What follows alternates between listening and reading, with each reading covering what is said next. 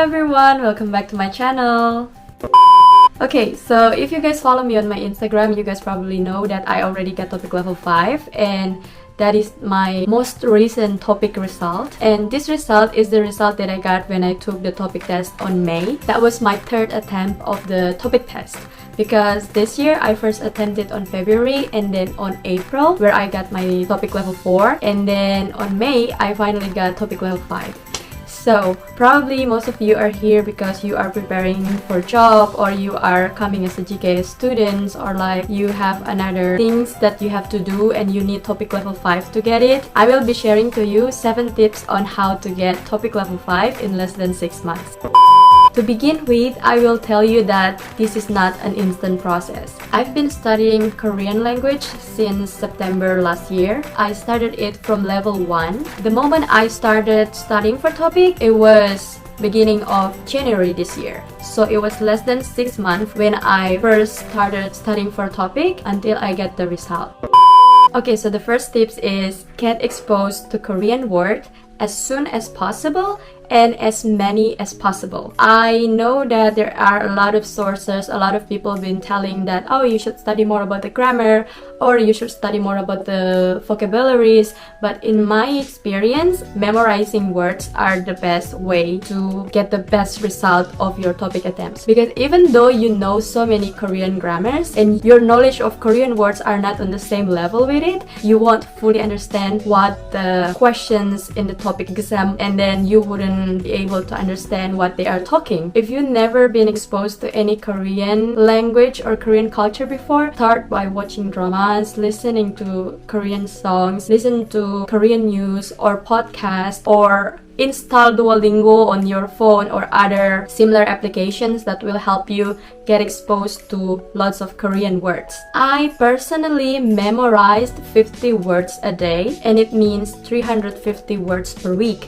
But I did that during my early study for the TOPIK. So probably the first 1 and 2 months, I did this kind of strategy. Along the way, the more I level up my Korean language, the more I also study about the words. So I increased it into 250 until 500 words per day.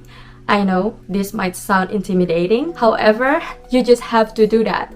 Although you won't be able to memorize all of them like fully, from those 500 words, you will be able to memorize more words than you did from your previous studies. And the second tip is use Quizlet. I really recommend you to use Quizlet because in Quizlet there are lots of features that you can use in order for you to make your own compilation of all of the Korean words that you've learned and you have understand, and then you can do a lot of activities with it. You can learn it through flashcards, you can learn it through fill in the blanks, you can learn it by taking or attempting the quizzes from your own set of study. So I really recommend you to use Quizlet.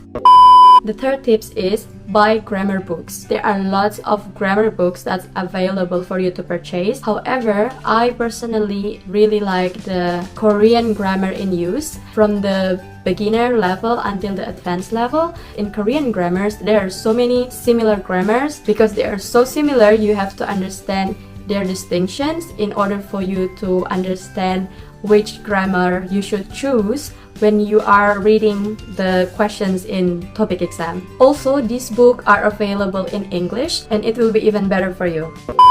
My fourth tips is go to topikguide.com.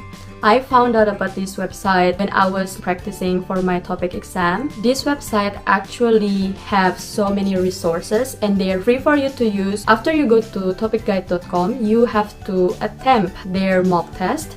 Actually, these mock tests are the previous TOPIK tests. After you attempt those tests, you can find out your initial level, and then you have to use this as a comparison after you study for 6 months. The first result might not come out as what you want or what you think you will get. However, you just have to try it first, and then you have to practice it as many as you can handle. It will also help you in doing better time management when you're taking the test, because as you know, TOPIK test or the TOPIK 2 test, it consists of 50 questions for listening and then 4 questions for writing and also 50 questions for reading.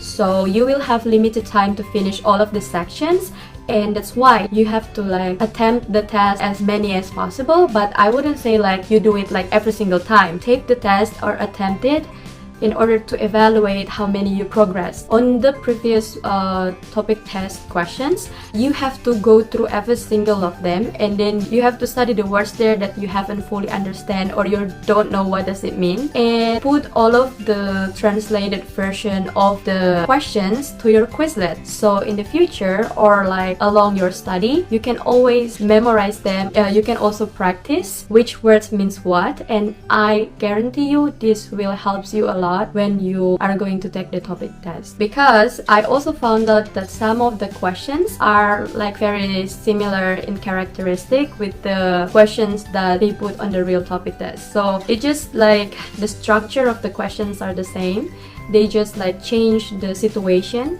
or they change the theme. So you have to really go through all of the previous topic test and study about them. My fifth tips is practice accordingly, because even though you have collected so many vocabularies, you have like read so many grammars, but you don't practice them in making your own sentences, or you don't practice pronouncing them, or you don't practice your listening, then it will be very hard for you to incorporate all of the things that you've studied to when you are taking the topic. I personally study at least 2 hours per day, and it was during my early time studying for topic, and along the way I increased my study time to 4 to 5 hours per day. Number 6, you have to endure. When it comes to learning language, I'm not the best, and I know I should endure the process. During those 6 months, you will feel very sick of studying Korean, especially preparing for topic. However, you have to endure that.